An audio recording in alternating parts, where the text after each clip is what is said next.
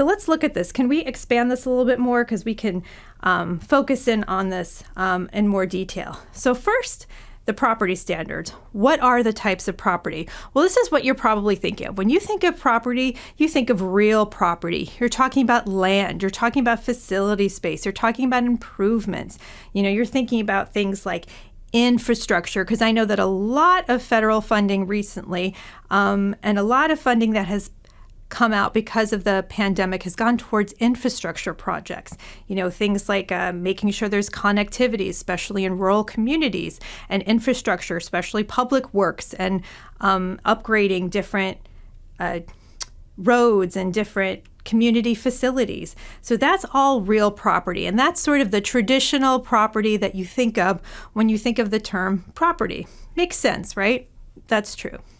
Now let's talk about equipment. So equipment, tend to think of that as, big pieces of equipment that are over $5,000 and a useful life of over 1 year.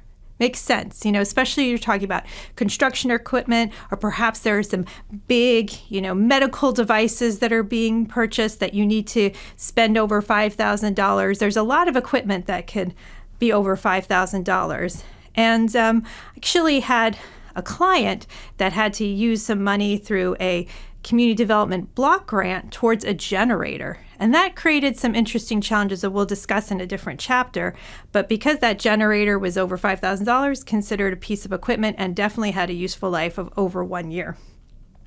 Now let's get to supplies. Supplies are less than $5,000 and less than 1 year useful life. So sometimes people think of supplies as office supplies, but it's a little bit more broad than that. And when we get into that a little bit more in this chapter, you'll see what that means.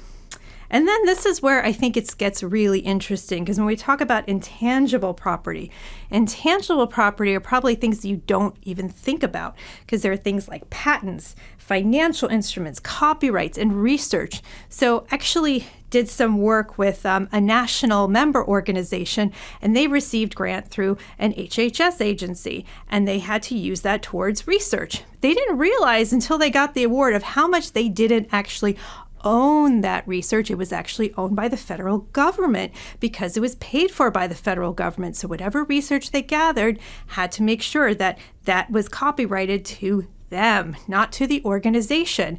And that wasn't really understood. It was in the terms and conditions, but I don't think they looked at it that closely.